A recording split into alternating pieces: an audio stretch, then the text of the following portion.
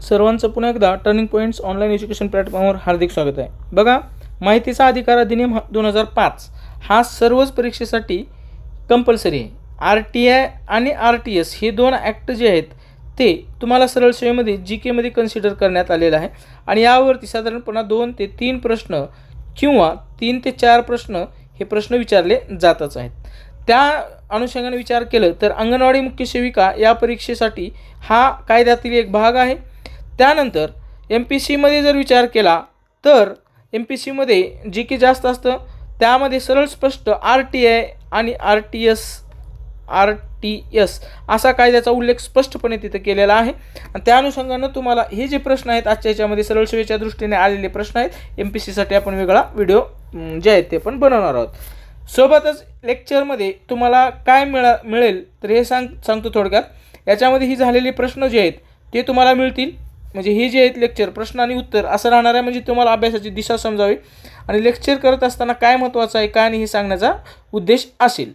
जर पुढे जाण्यापूर्वी तुम्ही सर्वांनी टर्निंग पॉईंट्स ॲप डाउनलोड करावं आणि त्या टर्निंग पॉईंट्स ॲपमध्ये येणाऱ्या काळामध्ये RTIचा एक छोटासा कोर्स राहील ज्याची फी 49 रुपयेच्या जवळपास राहील आणि RTSचा एक कोर्स राहील किंवा दोन्हीचा एकत्रच कोर्स करून तुम्हाला ते शिकवण्याचा प्रश्न असेल. त्यामध्ये PYQ व्हिडिओ लेक्चर आणि PDF नोट्स असतील, परंतु ते तुम्हाला शेअर करता येणार नाही किंवा ते मोबाईलमध्ये तुम्ही वाचू शकता अशा प्रकारचा असेल. आजचा व्हिडिओ जो असेल तो साधारणपणे अर्धा 1 तासाचा होईल, कारण प्रश्न खूप आहेत RTIवर आणि यावरून समजून घ्यायचं की RTIवर कसे प्रश्न येतात आणि किती प्रश्न महत्त्वाचा आहे. आणि RTI असा ॲक्ट आहे की त्याच्यामध्ये आउट ऑफ मार्क जे आहेत ते पडतात. ओके, तुम्हाला फक्त प्रश्न वाचायचे आहे आणि त्याच्या अभ्यासाची दिशा ठेवायची आहे. तर सुरू करूया आपण पहिल्या प्रश्नाच्या अनुषंगाने. सोलापूर मनपामध्ये तो 2024ला विचारलेला आहे. तर माहिती अधिकार अधिनियम 2005च्या कलम 28मध्ये खालीलपैकी कोणती तरतूद केलेली आहे तर सक्षम प्राधिकाऱ्याचा नियम करण्याचा अधिकार कलम 28मध्ये केलेला आहे. म्हणजे तुम्हाला कलम काय आहे, कलम कशा संदर्भात आहे हे अभ्यास करायचं आहे.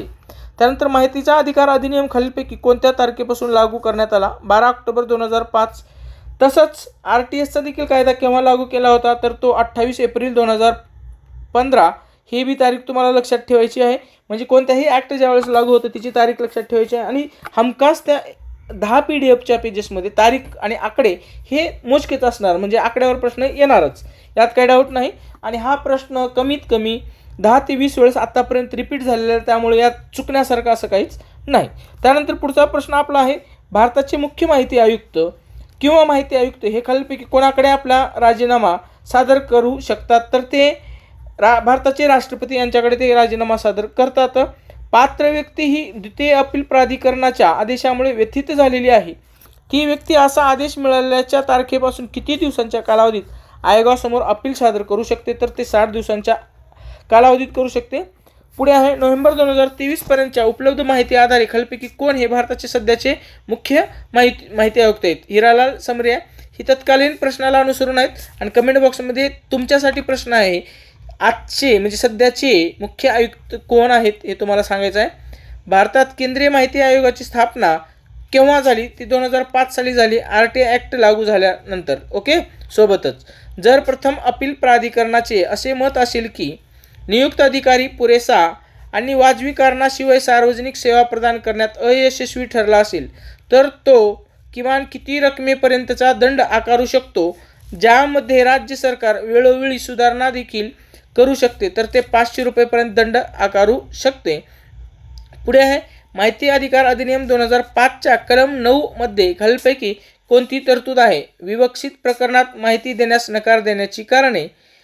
पुढे आहे, खालीलपैकी कोणत्या अधिनियमात नागरिकांनी सरकारी माहितीसाठी केलेल्या विनंत्यांना वेळेवर प्रतिसाद देणे अनिवार्य आहे तर माहितीचा अधिकार अधिनियम 2005. कशाप्रकारे तेच प्रश्न वेगवेगळ्या पद्धतीने विचारले जातात हे तुम्हाला प्रश्नाचं स्वरूप या व्हिडिओमार्फत किंवा ही प्रश्न वाचून तुमच्या लक्षात येत असेल. सदर पुस्तक हे विजयपथ पब्लिकेशन मार्फत आणि विकास इंदाळकर सर, कपिल सर असं या तिघांनी पुस्तक लिहिलेलं आहे, सचिन सर. तर हे तुम्हाला लिंकमध्ये मिळून जाईल डिस्क्रिप्शन बॉक्समध्ये PDFची, म्हणजे ह्याची लिंक विकत घेण्यासाठी. आगामी परीक्षेसाठी सरळ सेवेसाठी जे काय असेल किंवा RTI RTS जिथं असेल तिथं तुम्हाला GK संपूर्ण कव्हर करायचं असेल तर हे पुस्तक तुम्हाला बेस्ट राहील, शॉर्ट बट स्वीट यासाठी. पुढे आहे, खालीलपैकी माहिती अधिकार RTI चळवळीत महत्त्वाची भूमिका बजावणाऱ्या महाराष्ट्रातील प्रमुख सामाजिक कार्यकर्त्यास ओळखा. कोण आहेत? तर अण्णा हजारे आहेत. राळेगण सिद्धी जर कधी तुम्ही व्हिजिट दिली असेल तर तुम्ही तिथं त्यांनी काय काय पाठ केले ते काय पालट केले ते स्वतः बघितल्यावरच लक्षात येईल. मी बघितलेलं आहे. कधी योगा केला तर नक्कीच राळेगण सिद्धीला तुम्ही जा. माहिती अधिकार अधिनियम 2005च्या कोणत्या कलमात केंद्रीय माहिती आयोगाच्या घटनेची चर्चा करण्यात आलेली आहे? तर कलम 13मध्ये अशी चर्चा करण्यात आलेली आहे. माहितीचा अधिकार RTI अर्ज कोणाला उद्देशून असतो? तर जनमाहिती अधिकाऱ्याला उद्देशून असतो. अर्ज कोणाच्या नावे करायचा आहे असा ह्यांचा थोडक्यात प्रश्न आहे. माहितीचा अधिकार अधिनियम 2005चे खालीलपैकी कोणते कलम हे सार्वजनिक प्राधिकरणाकडून माहिती मागवणीच्या प्रक्रियेची तरतूद करते? तर कलम 6 नुसार ती प्रक्रिया करते. बघा इथं खाजगी कंपनी किंवा खाजगी प्राधिकरण किंवा खाजगी जे काही असेल त्याच्यासाठी हे RTI कायदा लागू नाही हे स्पष्ट असू द्या. खालीलपैकी कोणते RTI सुधारणा विधेयक राजकीय पक्षांना सार्वजनिक प्राधिकरणांच्या व्याख्येच्या कक्षेतून आणि म्हणूनच RTI अधिनियमाच्या कक्षेतून काढून टाकते? तर सुधारणा विधेयक 2013. पुढे आहे माहितीचा अधिकार RTI अधिनियम 2005च्या कोणत्या कलमात माहितीच्या प्रकटनातून सूट देण्याबाबत चर्चा करण्यात आली आहे? तर कलम 8. RTI अधिनियमांतर्गत वैधानिकरित्या संरक्षित असलेल्या राज्य आणि केंद्रीय माहिती आयुक्तांचा कार्यकाळ आणि वेतन निश्चित करण्याचा अधिकार केंद्राला देणे हा खालीलपैकी कोणत्या RTI सुधारणा अधिनियमाचा उद्देश आहे? तर ते RTI सुधारणा अधिनियम 2018चा उद्देश आहे. आता त्यावेळेस जी काही वेळोवेळी याच्यामध्ये सुधारणा होत असतात, जसं आता सध्या राज्य सरकारनं माहितीच्या अर्ज करण्यामध्ये फीमध्ये वाढ केली होती. 10चं 30 रुपये केले होतं. त्या अनुषंगाने आंदोलन करण्याचा इशारा माननीय अण्णा हजारे यांनी दिल्यानंतर त्याच्यावर तोडगा निघाल्याने तो जी अधिसूचना होती नवीन RTIची ती मागे घेण्यात आली. आता येणाऱ्या काळात अजून त्याच्यात तोडगा निघून नवीन अधिसूचना येऊ शकते का ते पाहणं औचित्याचं राहील. बघू आता नेमकं काय होतं. परंतु प्रत्येक वेळेस अधिनियम ज्यावेळेस होतं त्यावेळेस अधिनियमामध्ये काय सुधारणा आहेत हे आपल्याला समजून घेणं अत्यंत गरजेचं आहे. पुढे आहे समितीच्या शिफारशीनुसार मुख्य माहिती आयुक्त आणि माहिती आयुक्तांची नियुक्ती कोण करतात? तर राष्ट्रपती करतात. रिपीटेड प्रश्न आहे, खूप वेळेस आलेला आहे. माहिती आयोगाचे अधिकार आणि कार्ये याविषयीची चर्चा RTI अधिनियम 2005च्या कोणत्या कलमात करण्यात आलेली आहे? तर कलम 18मध्ये केलेली आहे. खालीलपैकी कोणत्या वर्षी केंद्रीय माहिती आयोगाची स्थापना झाली? 2005. हे आरोग्य विभाग 2023ला आलेला आहे. आणि हाच प्रश्न तुम्हाला मनपामध्ये देखील विचारलेला दिसला असेल. आत्ताच आपण ते पाहिलेलं आहे. भारतातील मुख्य माहिती आयुक्तांचा कार्यकाळ हा किती वर्षाचा असतो? तर तो 5 वर्षाचा असतो. माहितीचा अधिकार अधिनियम 2005 अंतर्गत माहिती मागणाऱ्या व्यक्तीला माहिती देणे हे खालीलपैकी कोणत्या प्राधिकाराचे कर्तव्य आहे? तर ते जनमाहिती अधिकाऱ्याचं आहे. पुढे आहे जर प्रथम अपील प्राधिकरणाचे असे मत असेल की पदनिर्देशित अधिकारी पुरेशा आणि वाजवी कारणाशिवाय सामाजिक सेवा प्रदान करण्यात अयशस्वी ठरला आहे तर त्याला किमान किती रकमेपर्यंतचा दंड आकारला जाईल ज्यामध्ये राज्य सरकार वेळोवेळी बदल करू शकतो? तर ते किमान 500 रुपये जो आहे तो दंड आकारण्यात येईल. पुढे आहे मे 2023 पर्यंत उपलब्ध माहितीच्या आधारे केंद्रीय माहिती आयोगाच्या अधिकारितेची व्याप्ती किती आहे? तर सर्व केंद्रीय सार्वजनिक प्राधिकरणे म्हणजे यांना हे जो ॲक्ट आहे तो लागू आहे आणि त्यांच्यासाठी बंधनकारक आहे जर एखाद्यानं माहिती मागितली तर, असा ह्या प्रश्नाचा अर्थ होतो. ओके.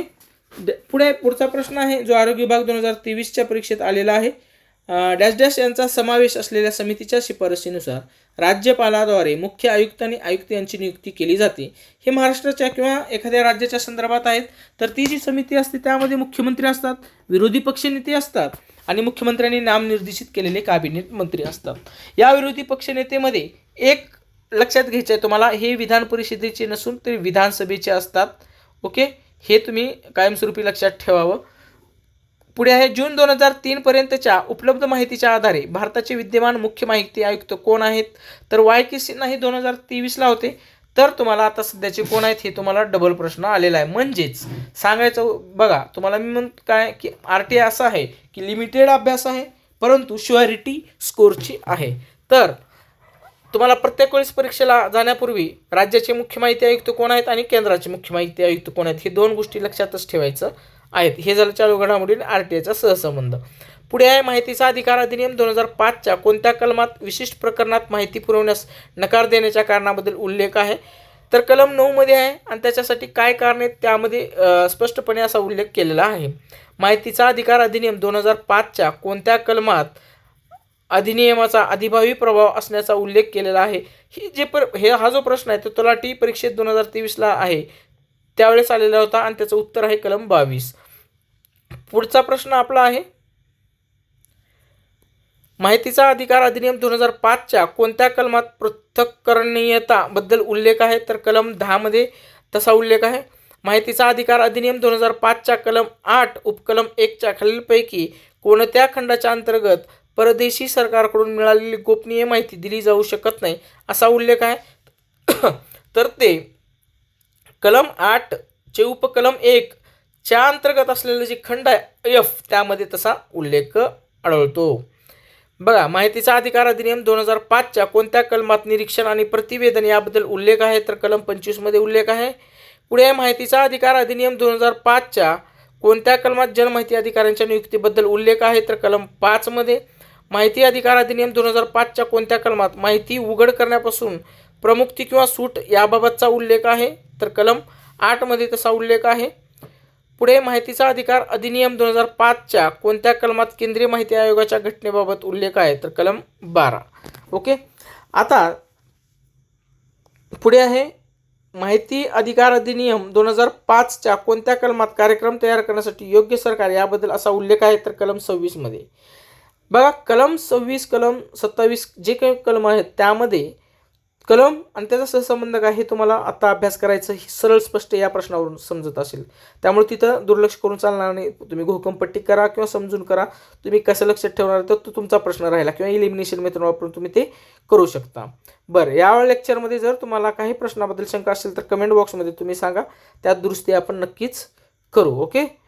त्यानंतर महाराष्ट्र सरकारने माहितीचा अधिकार अधिनियम 2005च्या उपकलम 1 नुसार राज्य मुख्य माहिती आयुक्त आणि 7 राज्य माहिती आयुक्तांचा समावेश असलेल्या महाराष्ट्र माहिती आयोगाची स्थापना केली. तर कलम 15 नुसार. माहितीचा अधिकार अधिनियम 2005च्या कोणत्या कलमाच्या अंतर्गत आयोगाला अपीलीय अधिकाऱ्यांच्या आदेशाविरुद्ध दुसरी अपील प्राप्त होते? तर कलम 19 मध्ये. कलम 19 नुसार. माहितीचा अधिकार अधिनियम 2005च्या कलम 13चे पोटकलम किंवा उपकलम 5 नुसार चुकीचा पर्याय निवडायचा आपल्याला. तर बघा हे जे ऑप्शन आहेत सर्व ते सर्व चूक आहेत. तर आधी वाचून घेऊ आपण. सर्व मुख्य माहिती आयुक्तांना देय असलेले वेतन आणि भत्ते व इतर सेवा अटी व शर्ती या मुख्य निवडणूक आयुक्ताप्रमाणेच असतील. तर हे चूक आहे. मुख्य माहिती आयुक्तांना देय असलेले वेतन आणि भत्ते इतर सेवा अटी शर्ती उच्च न्यायालयाच्या मुख्य न्यायाधीशाप्रमाणेच असतील. हे चूक आहे. ओके. मुख्य माहिती आयुक्तांना देय असलेले वेतन आणि भत्ते व इतर सेवा अटी व शर्ती या उच्च न्यायालयाच्या न्यायाधीशाप्रमाणेच आहेत. हे पण चूक आहे. मुख्य माहिती आयुक्तांना देय असलेले वेतन आणि भत्ते व इतर सेवा अटी व शर्ती हे सर्वोच्च न्यायालयाच्या न्यायाधीशाप्रमाणेच आहेत. हे चारही ऑप्शन चुकीचे आहेत. म्हणजे ह्यावरून एक लक्षात घ्यायचं आहे की आपल्याला मुख्य माहिती आयुक्ताला वेतन जे आहे ते कोणाच्या ह्याच्यानुसार दिलं जातं हे तुम्हाला येणाऱ्या काळात याच व्हिडिओमध्ये तुम्हाला उत्तर मिळेल. ठीक आहे. माहितीचा अधिकार अधिनियम 2005च्या कोणत्या कलमात नियम तयार करण्याबद्दल उल्लेख आहे? तर कलम 29 मध्ये तसा उल्लेख आहे. पुढे माहितीचा अधिकार अधिनियम 2005च्या कलम 8 चे उपकलम 1च्या खालीलपैकी कोणत्या खंडाच्या अंतर्गत असे नमूद केले आहे की मंत्रिपरिषद सचिव आणि इतर अधिकारी यांच्या विचारविमर्शाच्या नोंदी यासह मंत्रिमंडळाच्या कागदपत्रांशी संबंधित माहितीचा खुलासा केला जाऊ शकत नाही. तर खंड आय मध्ये. ओके.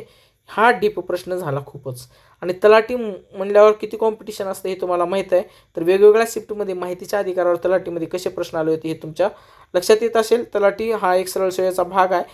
अर्थात इतर परीक्षेला देखील याचा तुम्हाला फायदा होतोच किंवा अभ्यासाची दिशा ठरवायला सहाय्यभूत ठरणार. त्यानंतर आहे माहितीचा अधिकार अधिनियम 2005 मधील कोणते कलम विनंतीचा अर्ज निकालात काढणे या प्रक्रियेशी संबंधित आहे? कलम 7. माहितीचा अधिकार अधिनियम 2005च्या तरतुदीनुसार राज्याचे मुख्य माहिती आयुक्त हे वयाच्या 65 वर्षापर्यंत पदावर राहू शकतात. तसंच RTS ॲक्टमध्ये देखील लागू आहे मुख्य माहिती आयुक्त, सॉरी लोकसेवा आयुक्त जे आहेत. ओके. माहितीचा अधिकार अधिनियम 2005च्या संदर्भात खालीलपैकी कोणती विधाने योग्य आहेत असं विचारलेले. योग्य अयोग्य हे तुमच्या लक्षात आलेले पाहिजे. आणि आपण जे आहेत ही सगळी विधाने जे आहेत ते योग्य विधाने आपण ॲड केलेले आहेत. माहितीचा अधिकार म्हणजे या कायद्याअंतर्गत उपलब्ध होण्यायोग्य माहितीचा अधिकार जो कोणत्याही सार्वजनिक प्राधिकरणाकडे किंवा त्यांच्या नियंत्रणाखाली असतो. त्यात काम, कागदपत्रे आणि नोंदी तपासण्याचा अधिकार देखील समाविष्ट आहे. तर होय, बरोबर आहे. यात टिपा, उतारा घेण्याचा किंवा दस्तऐवज व अहवाल यांच्या प्रमाणित प्रती घेण्याचा अधिकार देखील आहे. हो, जर तुम्हाला झेरॉक्स वगैरे पाहिजे असतील, डॉक्युमेंट पाहिजे असतील तर ते मिळतात, त्याच्यासाठी फी वगैरे घेतली जाते. पुढे आहे माहितीचा अधिकार अधिनियम 2005 मधील तरतुदीनुसार माहितीच्या विनंतीचे आवेदन मिळाल्यानंतर जनमाहिती अधिकाऱ्याने कमाल किती कालावधीत माहिती पुरवली पाहिजे. तर ते 30 दिवसात. तलाठी 2023च्या परीक्षेत प्रश्न आलेला आहे. 2023ची तलाठी ही वेगवेगळ्या शिफ्टमध्ये झालेली होती, त्यामुळे प्रश्न प्रत्येक शिफ्टला होतेच. माहितीचा अधिकार अधिनियम 2005 नुसार राज्य माहिती आयोगावर कमाल किती राज्य माहिती आयुक्तांची नेमणूक केली जाऊ शकते. तर ती आहे 10. ओके. आता नोटिफिकेशन आलं ते टर्निंग पॉईंट्स ॲप विषयी होतं. टर्निंग पॉईंट्स ॲपमध्ये ॲप डाउनलोड केले का विद्यार्थ्यांना, तर कृपया तुम्ही देखील टर्निंग पॉईंट्स ॲप डाउनलोड केलं नसेल तर डाउनलोड करून घ्या. माफक दरात योग्य ते कंटेंट तिथं उपलब्ध आहे. पुढे आहे माहितीचा अधिकार अधिनियम 2005च्या कोणत्या अनुसूचित मुख्य माहिती आयुक्तांनी घ्यावयाची शपथ किंवा प्रतिज्ञापत्राचे आवेदन नमूद केले आहे. तर पहिली अनुसूचीमध्ये तसं केलेलं आहे. माहितीचा अधिकार कायदा 2005 हा डॅश डॅश पासून अंमलात आला, तर 12 ऑक्टोबर 2005 पासून तो अंमलात आलेला आहे. माहिती अधिकार अधिनियम 2005 नुसार केंद्रीय माहिती आयोगात कमाल किती केंद्रीय माहिती आयुक्तांची नेमणूक केली जाऊ शकते.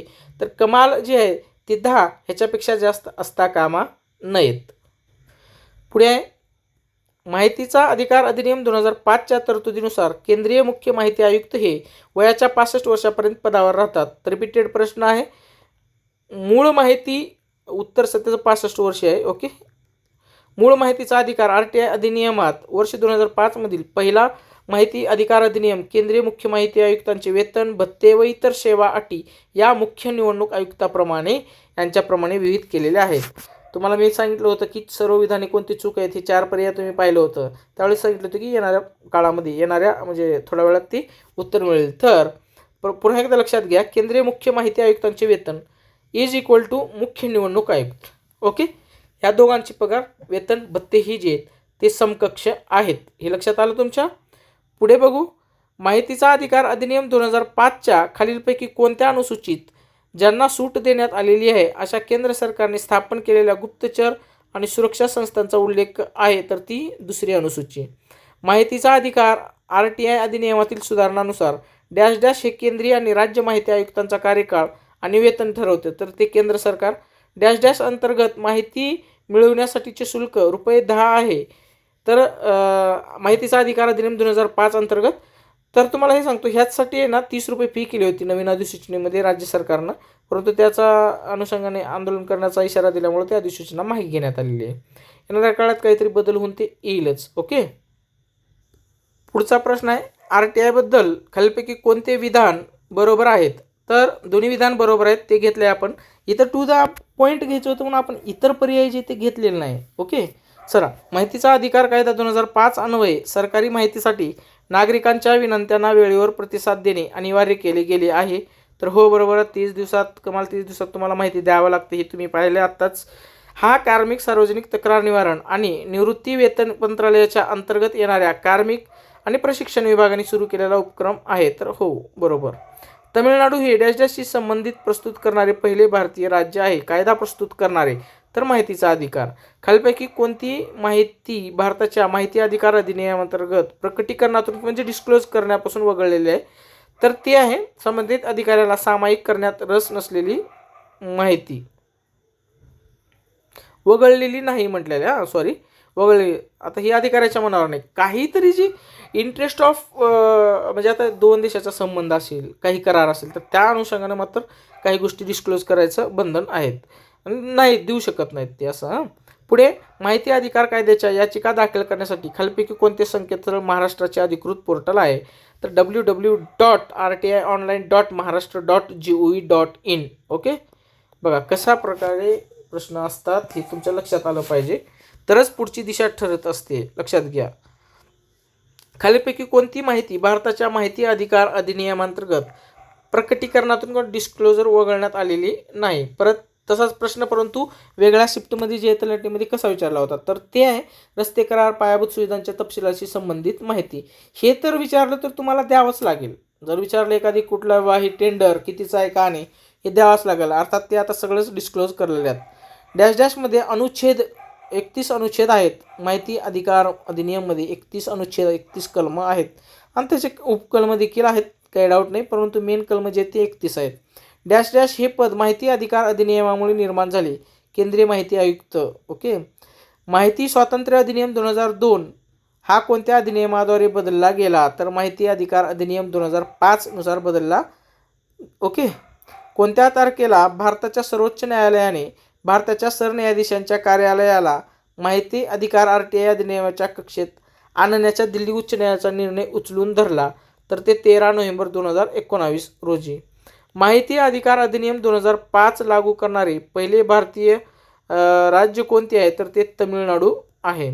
भारतामध्ये माहिती अधिकार अधिनियम केव्हापासून अंमलात आला? तर तिसऱ्यांदा हा प्रश्न आहे, तर त्याची तारीख आहे 12 ऑक्टोबर 2005. म्हणून म्हणतो रीड लेस रिवाइज मोर. ओके. भरपूर पुस्तकं वाचण्याची गरज नाही, 1-2 पुस्तकं चांगले वाचा, नोट्स 1-2 चांगले वाचा, त्याचंच रिपिटेशन करत राहा. खालीलपैकी कोणत्या प्रकरणात सर्वोच्च न्यायालयाने लोकसेवकाची मालमत्ता संपत्ती आणि दायित्वे यासारखी माहिती ही माहिती अधिकार अधिनियमाच्या कक्षेत येत नाही असा निर्णय दिला? तर गिरीश रामचंद्र देशपांडे विरुद्ध केंद्रीय माहिती आयोग आणि इतर. ओके. तर काय आहे, कोणती माहिती येत नाही? परत एकदा लक्षात घ्या. खालीलपैकी कोणत्या प्रकरणात सर्वोच्च न्यायालयाने लोकसेवकाची मालमत्ता संपत्ती आणि दायित्वे यासारखी माहिती ही माहिती अधिकार अधिनियमाच्या कक्षेत येत नाही असा निर्णय दिला? ठीक आहे. एखाद्याचं पर्सनल इन्कम जर पगारीतून घर घेत असेल ते कुठं आहे का नाही हे सांगायचा अधिकार देखील प्रत्येकाला, म्हणजे ते गोपनीय असलं पाहिजे. ओके. डॅश डॅश हे पद माहिती अधिकार अधिनियमामुळे निर्माण झाले, तर केंद्रीय माहिती आयुक्त हे पद निर्माण झालेलं आहे. माहिती अधिकार कायद्यानुसार RTI ॲक्ट कोणत्याही मुख्य माहिती आयुक्त वयाची 65 वर्षे पूर्ण झाल्यानंतर अशा पदावर राहू शकत नाही, तर मॅक्झिमम 65 वर्षापर्यंत राहते. रिपीटेड प्रश्न आहे. 2019 मध्ये भारतीय संसदेच्या दोन्ही सभागृहांनी माहिती अधिकार दुरुस्ती विधेयक 2019 मंजूर केले, तर ते जुलै 2000 महिन्यात. हे काही प्रश्न असे होते की ते आउटडेटेड प्रश्न होते, परंतु आता शेवटी GKचा पार्ट असा असतो ते तुमच्या हातात काहीच नाही. पुढे सोपा प्रश्न आहे. 12 ऑक्टोबर 2005 रोजी भारताची माहिती अधिकार कायदा भारतात माहिती अधिकार कायदा लागू झाला. परत एकदा तोच प्रश्न, परंतु प्रश्न हा वेगळ्या पद्धतीनं. आत्तापर्यंत माहिती अधिकार कायदा कधी लागू झाला डायरेक्ट विचारलं होतं, तर ते 12 ऑक्टोबर 2005. कधी इसवी सन विचारलं जाईल, कधी तारीख देऊन वर्ष विचारलं जाईल, जे आत्ता तुम्हाला दिलेलं आहे. असंच RTS बद्दल देखील आहे. ओके. माहिती अधिकार कायदा 2005 अंतर्गत 12 ऑक्टोबर 2005 पासून भारतात केंद्रीय माहिती आयोगाची स्थापना करण्यात आली. पर्यायामध्ये केंद्रीय निवडणूक आयोग हे ते XYZ असे होते, तर ते तुम्हाला लक्षात येत असेल, पर्याय पाहून उत्तर सोडवता आलं असतं. पुढे भारताच्या मुख्य माहिती आयुक्ताबाबत खालीलपैकी कोणते विधान बरोबर आहेत? तर कोणताही मुख्य माहिती आयुक्त वयाची 65 वर्षे पूर्ण झाल्यानंतर या पदावर राहणार नाही. हे इतर 4 पर्यायामधून हे विधान जे आहे ते बरोबर होतं. RTI कायद्यानुसार भारतातील सर्व सार्वजनिक प्राधिकरणाने दरवर्षी कोणती माहिती प्रकाशित करणे बंधनकारक असते? तर 1. त्यांच्या संस्थेचे तपशील, कार्य, कर्तव्ये, त्यासोबतच त्यांच्या अधिकारी आणि कर्मचारी यांचे अधिकार व कर्तव्य. पुढचा प्रश्न आहे आपला. भारतातील केंद्रीय माहिती आयोगामध्ये मुख्य माहिती आयुक्त आणि केंद्रीय माहिती आयुक्ताची संख्या ही कितीपेक्षा जास्त नसावी? तर ती 10 पेक्षा जास्त नसावी. ओके. डिसेंबर 2022 पर्यंतच्या माहितीनुसार महाराष्ट्र राज्य माहिती आयोगाचे मुख्य माहिती आयुक्त कोण आहेत? सुमित मलिक. आता ही तत्कालीन वर्षी किंवा महिन्याचा प्रश्न आहे. तुम्ही परीक्षेच्या अगोदर कोण आहेत काय नाही हे तुम्हाला अभ्यास करून जायचा आहे, जो करंट अफेअर्सचा पार्ट प्लस RTIचा सहसंबंध त्याला असेल. महाराष्ट्र राज्य माहिती आयोगाचे पहिले मुख्य माहिती आयुक्त कोण आहेत? सुरेश जोशी. हे तुम्ही स्टार करा तुमच्या नोट्समध्ये. याला आपण स्टॅटिक GK असं देखील समजू शकतो. जसं केंद्रीय मुख्य माहिती आयुक्त कोण आहेत पहिले, ओके, ते देखील प्रश्न MPSCला आलेला आहे, सरळ सेवेला देखील आलेला आहे. हे जे प्रश्न असतात पहिले ओके, ते स्टॅटिक GKचा एक पार्ट असतो. त्याच्यासाठी तुमची एक छोटी असली पाहिजे. वही असली पाहिजे जी परीक्षेच्या पूर्वी तुम्ही वाचून तिथं गेलं पाहिजे. ओके. भारताचे मुख्य माहिती आयुक्त हे डॅश डॅशपर्यंतच्या कालावधीसाठी पदभार धारण करतील.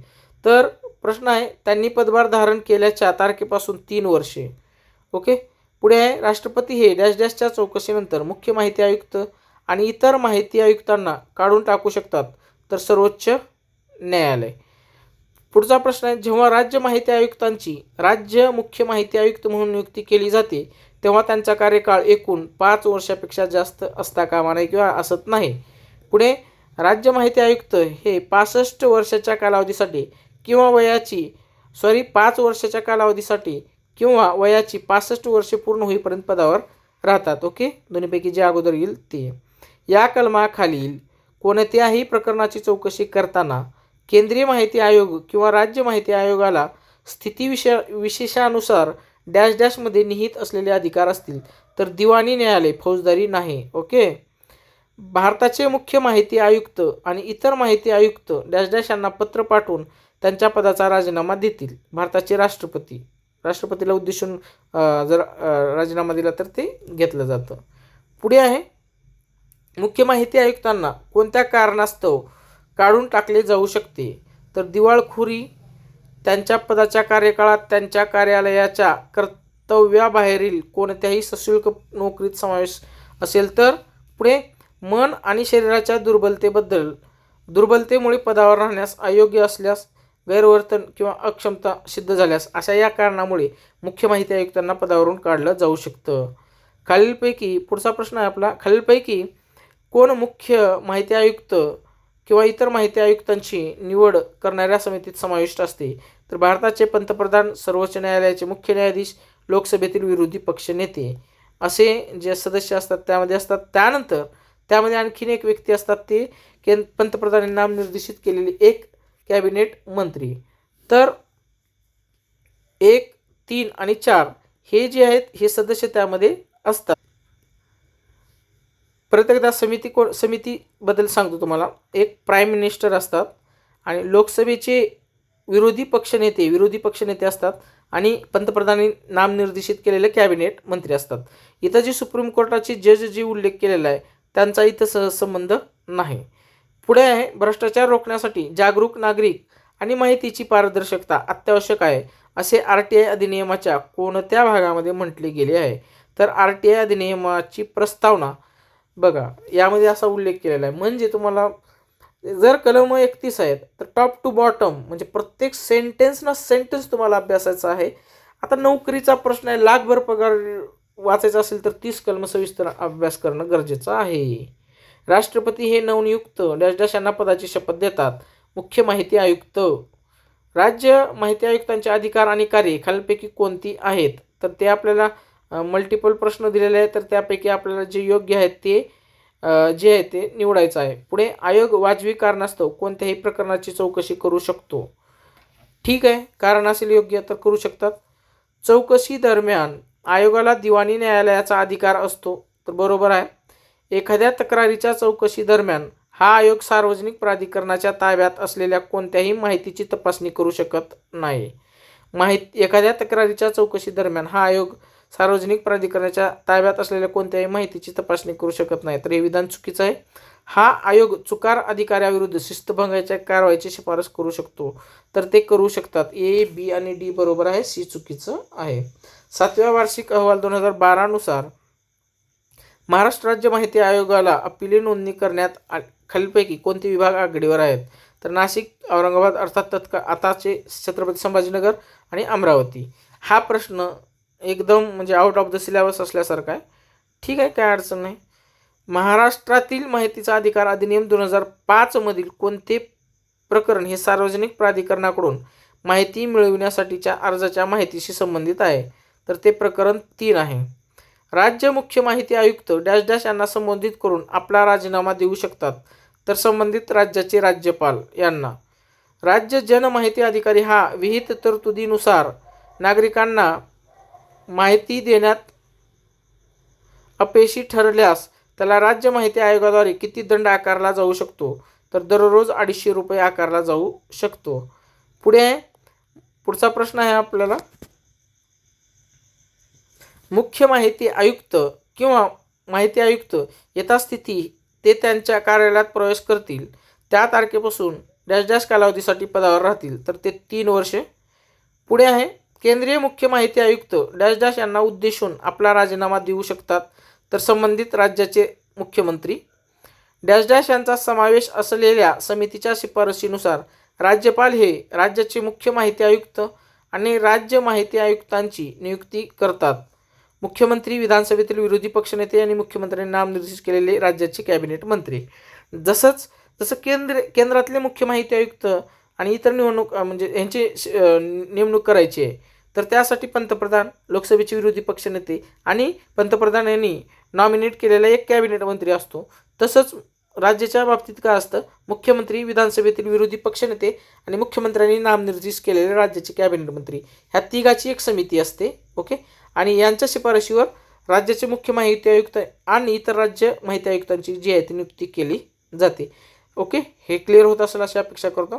राज्याचे मुख्य माहिती आयुक्त किंवा राज्य माहिती आयुक्तांना त्यांच्या कार्यालयातून केवळ राज्याचे राज्यपालच्या आदेशाने पदमुक्त केले जाते.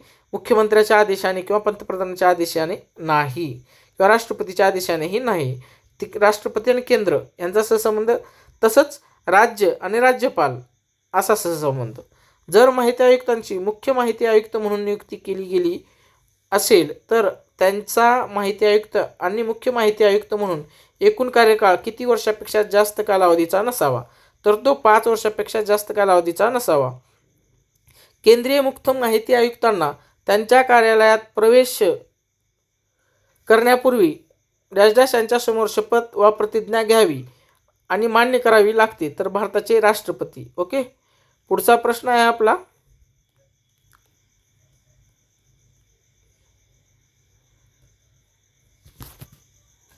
खालीलपैकी कोणते विधाने केंद्रीय सार्वजनिक माहिती अधिकारी बाबत अचूक आहेत, तर जे अचूक विधान आहेत तेच आपण इथं घेतलेलं आहे. याच्यातलं एक हे विधान होतं ते घेतलेलं नाही.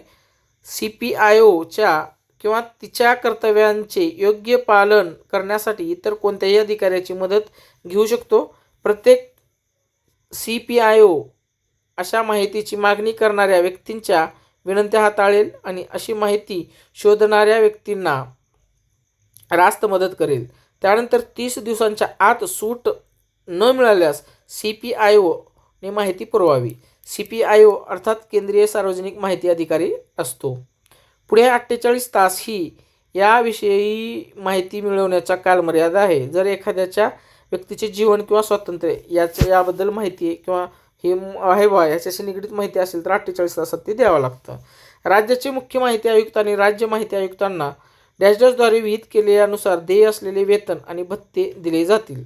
राज्य म्हणजे केंद्र सरकारद्वारे विहित केल्यानुसार. पुढे समितीच्या शिफारशीवर भारताच्या राष्ट्रपतींनी नियुक्त केलेल्या केंद्रीय माहिती आयोगाच्या मुख्य माहिती आयुक्तामध्ये खालीलपैकी कशाचा समावेश आहे. आत्ताच तो विषय झालेला होता.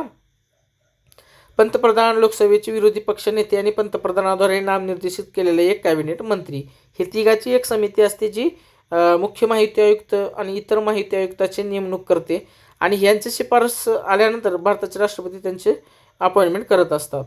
पुढे आहे, राज्याचे मुख्य माहिती आयुक्त किंवा राज्य माहिती आयुक्त यांना डॅश डॅशच्या चौकशीनंतर केवळ राज्यपालांच्या आदेशानेच त्यांच्या पदावरून काढून टाकले जाते, तर सर्वोच्च न्यायालयाच्या चौकशीनंतरच ते पदावरून काढलं जातं. पुढे आहे, भारताच्या RTA अधिनियमानुसार खालीलपैकी कोणती माहिती लोकांपर्यंत पोहोचवली जाऊ शकते, तर परदेशी सरकारकडून गोपनीय स्वरूपात मिळालेली माहिती, तपास प्रक्रियेत अडथळा आणणारी माहिती, ही जी दोन्ही आहेत ती पोहोचली जात नाही असा प्रश्न होता. तर लक्षात घ्या, मी तुम्हाला मागेही सांगितलं होतं की जर समजा एखाद्या 2 देशादरम्यान काही गोपनीय करार असतील तर ते डिस्क्लोज करायची काही बंधनं नाही. आणि एखादी तपास चालू आहे, जसं नीट पेपरचा प्रकरण असेल आणि त्यात तुम्ही जर माहिती मागत असाल तर त्या तपास प्रक्रियेत अडथळा निर्माण न होऊ नये यासाठी माहिती न देण्याचा अधिकार किंवा अपवाद जो आहे तो या अधिनियमात उल्लेख केलेला आहे. ओके. पुढे भारताचे पहिले मुख्य माहिती आयुक्त कोण आहेत, तर वजाहत हबीबुल्ला. कृपया हे नाव लक्षात ठेवायचे तुम्हाला, सुरेश जोशी आणि हे. 2022 पर्यंतच्या माहितीनुसार राज्य माहिती आयोगाच्या प्रत्येक कार्यालयासाठी महाराष्ट्र शासनाने किती पदे मंजूर केली आहेत? तर ते 18 पदे. खालीलपैकी कोणती किंवा कोणती विधाने चुकीची आहेत? तर आपल्याला विधाने चुकीची आहेत ते बघायचे आहे. तर यामध्ये पहिलं विधान आपण समजून घेऊ. कोणत्याही अपलीय कार्यवाहीमध्ये त्यांनी परिश्रमपूर्वक काम केले हे सिद्ध करण्याची जबाबदारी केंद्रीय जनमाहिती अधिकारी वर असते. तर हे विधान बरोबर आहे. कोणत्याही अपलीय कार्यवाहीमध्ये केंद्रीय जनमाहिती अधिकारी यांनी परिश्रमपूर्वक काम केले नाही हे सिद्ध करण्याची जबाबदारी माहिती प्राप्तकर्त्यावर असते. तर ही त्यांचं जबाबदारी नाही. म्हणजे माहिती मागणाऱ्यावरच तुम्ही असं जबाबदारी लोटत असेल तर कसं? तर साधारण हे यामुळे ते विधान चुकीचं आहे. पुढे आहे केंद्रीय माहिती आयोगाला केंद्रीय जनमाहिती अधिकारी विरुद्ध शिस्तभंगाच्या कारवाईची शिफारस करण्याचा अधिकार नाही. तर हे चुकीचं आहे. शिस्तभंगाची कारवाई करण्याचा अधिकार किंवा शिफारस करण्याचा अधिकार आहेच त्यांना. पुढे आहे माहितीचा अधिकार RTI अधिनियम 2005 अंतर्गत खालीलपैकी कोणते विधान चुकीचे आहे? पुन्हा एकदा तुम्हाला म्हणजे मल्टिपल प्रश्न दिलेले आहे आणि विधान चुकीचं विचारलेलं आहे. तर बघा, ज्या माहितीच्या प्रकटीकरणामुळे संसदेच्या विशेषाधिकाराचा भंग होईल अशी माहिती नाकारली जाऊ शकते, अर्थात ती बरोबर आहे. आत्ताच आपण पाहिले जसं परदेशी माहिती गोपनीय म्हणजे करार झाला असेल तर ते देखील अवॉइड केलं जाऊ शकतं. त्यानंतर ज्या माहितीच्या प्रकटीकरणामुळे राज्य विधिमंडळाच्या विशेषाधिकाराचा भंग होईल अशी माहिती नाकारली जाऊ शकते. ठीक आहे, बरोबर आहे. केंद्र आणि राज्य दोघांचा भंग होणार नाही. त्यानंतर अशी माहिती नाकारली जाऊ शकते. ऑप्शन सी, ज्या माहितीचा खुलासा केल्याने संसदेच्या विशेषाधिकाराचा भंग होईल अशी माहिती नाकारता येऊ शकत नाही. ज्या माहितीचा खुलासा केल्याने संसदेच्या विशेषाधिकाराचा भंग होईल अशी माहिती नाकारता येऊ शकत नाही. विधान चुकीचं आहे. ओके. ज्या माहितीचा खुलासा केल्याने राज्य विधानमंडळाच्या विशेषाधिकाराचा भंग होईल अशी माहिती नाकारता येऊ शकत नाही. तर हे नाकारता येते. अर्थात सी आणि डी हे चुकीचं आहेत. म्हणजे इथं तुम्हाला हे 2 वरचे माहीत असल्यावर हे साहजिकच हे दोन्ही विधानं चुकीचे आहेत. एवढं काय अवघड नाही आहे, परंतु थोडं समजून घेतलं पाहिजे त्यावेळेस. जनमाहिती अधिकारी अर्थात PIO म्हणजे काय? तर RTI अधिनियमांतर्गत माहितीची विनंती करणाऱ्या नागरिकांना माहिती देण्यासाठी सर्व प्रशासकीय विभाग किंवा त्यांच्या अंतर्गत कार्यालयामध्ये सार्वजनिक प्राधिकरणाने नियुक्त केलेला अधिकारी म्हणजेच PIO. त्यानंतर आहे नागरिकांना सक्षम करणे, सरकारच्या कामकाजात पारदर्शकत्व व उत्तरदायित्व वाढवणे आणि भ्रष्टाचार रोखणे हे डॅश डॅशचे मूळ उद्दिष्ट आहे. तर माहितीचा अधिकार अधिनियम 2005. पुढे राज्यसभेने डॅश डॅश रोजी माहितीचा अधिकार अधिनियम 2019 मंजूर केला. तर 25 जुलै 2019. पुढे माहितीचा अधिकार अधिनियम 2005ची अनुसूची 2 खालीलपैकी कोणत्या गोष्टीशी संबंधित आहे? केंद्र सरकारने स्थापन केलेली गुप्तचर आणि सुरक्षा संस्था. पुढे जनमाहिती अधिकाऱ्यांना कोणता अर्ज संबंधित केला जातो? तर RTI अर्ज. पुढे राज्य माहिती आयोगाच्या अधिकाराबाबत खालीलपैकी कोणती अचूक आहेत? विधाने कोणती अचूक आहेत असा प्रश्न तो आहे. तर बघा, सरस विधाने अचूक आहेत. दुसऱ्या अपिलात माहिती देण्यासाठीचा अभिनिर्णय. ब, अभिलेख पालनाचे निर्देश. सी, वाजवी कारणे असल्यास कोणत्याही प्रकरणाच्या आदेशाची किंवा चौकशीचे आदेश. ओके, सुमोटो अधिकार. तर हे 3 विधाने जे आहेत अचूक बरोबर आहेत, चुकीचे नाहीत. खालीलपैकी कोणत्या प्राधिकरणाची स्थापना 2005 मध्ये झाली? तर केंद्रीय माहिती आयोग. रिपीटेड प्रश्न. डॅश डॅश यांची कमाल संख्या ही 10 असू शकते. तर माहिती आयुक्त यांची. राज्य माहिती आयुक्त स्टेट इन्फॉर्मेशन कमिशनर बद्दल खालीलपैकी कोणती विधाने अचूक आहेत? तर ते बघूया. विधाने अचूक बघा, तलाठी देखील प्रश्नाला बहुपर्यायी स्वरूप त्यांनी दिलेलं आहे. तर SICची नियुक्ती राज्याच्या राज्यपालाद्वारे केली जाते. बरोबर आहे, परंतु त्याला मुख्यमंत्री, विरोधी पक्षनेता, विधानसभा आणि म्हणजे एक कॅबिनेट मंत्री या तिघांची एक समिती असते. समिती शिफारस करते राज्यपालाकडे. राज्यपाल त्या व्यक्तीची मग पुन्हा नियुक्ती करते. ओके, हे क्लिअर झालं असेल. पुढे आहे SICची पुनर्नियुक्ती केली जाऊ शकते. तर हे विधान चुकीचं आहे. पुनर्नियुक्तीला पात्रते नाहीत. SIS राज्य सरकारकडे वार्षिक अहवाल सादर करते. मग पुन्हा ती राज्य सरकार विधिमंडळासमोर सादर करते. राज्य माहिती आयोगामध्ये राज्य मुख्य माहिती आयुक्त SCIC किंवा त्यापेक्षा जास्त माहिती आयुक्त समाविष्ट असतात. ओके, तर बरोबर आहे. 12 ऑक्टोबर 2005 रोजी कोणता अधिनियम लागू झाला? तर RTI ॲक्ट लागू झालेला आहे. माहिती अधिकार अधिनियम 2005च्या तरतुदी लागू करण्यात काही अडचणी आल्यास त्यांना दूर करण्याचा अधिकार खालीलपैकी कोणाला देण्यात आला आहे? केंद्र सरकार. पुढे आहे माहितीचा अधिकार अधिनियम 2005 अन्वये पहिले अपील किती दिवसात निकाली काढले जाते? तर ते 30 दिवसात निकाली काढले जाते. राज्याच्या मुख्य माहिती आयुक्तांची नियुक्ती कोणाकडून केली जाते? तर ते राज्यपालकडून केली जाते. माहिती स्वातंत्र्य हे विधेयक कधी पारित झाले? तर वर्ष 2002मध्ये. परंतु RTI ॲक्ट ही 2005ला पारित झालेलं आहे. खालीलपैकी कोण हे भारताचे पहिले मुख्य माहिती आयुक्त आहेत? रिपीटेड प्रश्न आहे. वजाहत हबीबुल्ला हे आहेत. पुढचा प्रश्न आहे आपला, भारताचे सध्याचे मुख्य माहिती आयुक्त कोण आहेत? तर यशवर्धन कुमार सिन्हा. परंतु परीक्षेच्या पुढे तुम्हाला अपडेटेड माहिती करून जायचं आहे, अभ्यास करून जायचा आहे. भारताच्या संसदीय विधानमंडळाने माहितीच्या अधिकाराच्या अधिनियमास केव्हा स्वीकृती दिली? तर 15 जून 2005 रोजी दिलेली आहे. खालीलपैकी कोण हे राज्याच्या मुख्य माहिती आयुक्ताची नेमणूक करतात? तर राज्याचे राज्यपाल. खालीलपैकी कोण मुख्य माहिती आयुक्तांच्या निवड समितीचा एक सदस्य नाही? तर भारताचे सरन्यायाधीश हे नाहीत. परंतु इथं पर्याय काय होते? मुख्यमंत्री, पंतप्रधान, लोकसभा विरोधी पक्षनेते आणि पंतप्रधानामार्फत नियुक्त केलेला एक कॅबिनेट मंत्री असा होता. पुढे आहे RTI अधिनियम अंतर्गत भारतात डॅश डॅश पासून लागू झाला? तर ऑक्टोबर 2005 पासून तो लागू झालेला आहे. पुढे खालीलपैकी कोणती संस्था RTI अधिनियमाच्या अनुसूची 2 मध्ये समाविष्ट नाही? प्रायव्हेट डीम्ड युनिव्हर्सिटी याचा समावेश त्यामध्ये नाही.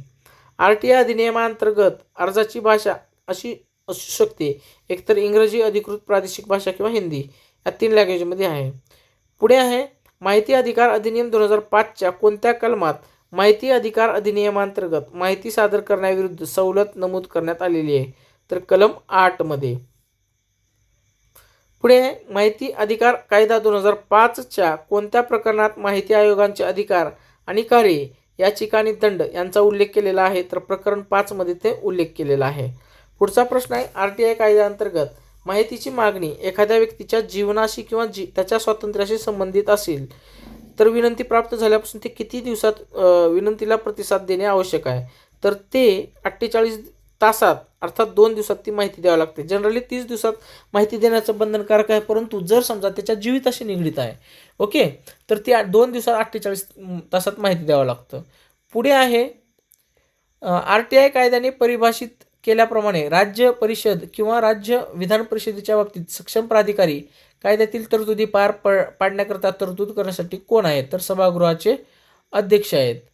RTI कायदा 2005 अंतर्गत माहिती उघड करण्यापासून खालीलपैकी काय वगळण्यात आलेले आहे? तर काय वगळण्यात आले लक्षात घ्या. एखाद्या परदेशी सरकारकडून मिळालेली गोपनीय माहिती हे या RTI ॲक्टमधून वगळण्यात आलेलं आहे. पुढे जोपर्यंत मोठ्या सार्वजनिक हितासाठी अशा माहितीचे प्रकटीकरण केले जात असल्याचे हमी सक्षम अधिकाऱ्याकडून दिली जात नाही तोपर्यंत एखाद्या व्यक्तीला त्याच्या विश्वासरीत संबंधात उपलब्ध असलेली माहिती ह्या RTI ॲक्टमधून वगळण्यात आलेली आहे. अपवाद जे आहेत ते नमूद केलेले आहे. पुढे RTI ॲक्ट 2005च्या कोणत्या कलमांतर्गत केंद्रीय सार्वजनिक माहिती अधिकारी किंवा राज्य जनमाहिती अधिकारी स्थितीविषयानुसार प्रवेश प्रदान करण्याच्या अशा विनंतीमध्ये राज्याव्यतिरिक्त इतर व्यक्तीच्या कॉपीराईटचे उल्लंघन होण्याची शक्यता असल्यास ते माहितीची विनंती नाकारू शकतात?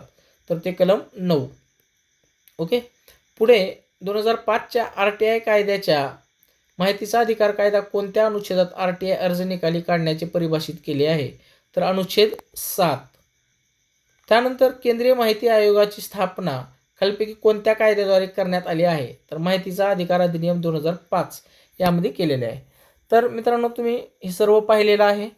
म्हणजे आत्तापर्यंत जे RTI ॲक्ट आहेत बद्दल प्रश्न होते PYQ तो झालेला आहे. अर्थात आपण म्हणजे सरळ सेवेच्या दृष्टीने सगळे प्रश्न तिथं कव्हर केलेले आहे. MPSCला देखील याच्यातील प्रश्न आलेले आहेत, तुम्ही क्रॉस व्हेरीफाय करू शकता. अर्थात MPSCचे जे काही PYQ आहेत ते आपण प्रश्नांनी 4 पर्यायाच्या दृष्टीनं करून घेऊ. ओके. आजचा व्हिडिओ लेक्चर जवळपास 45 मिनिटाचा झालेला आहे, परंतु एक थोडक्यात सांगतो, 1 तास विषय खल्लास अशा प्रकारचा हा आजचा टॉपिक होता. तर व्हिडिओला तर नक्की शेअर करा, सबस्क्राईब करायला विसरू नका. Thanks for watching this video.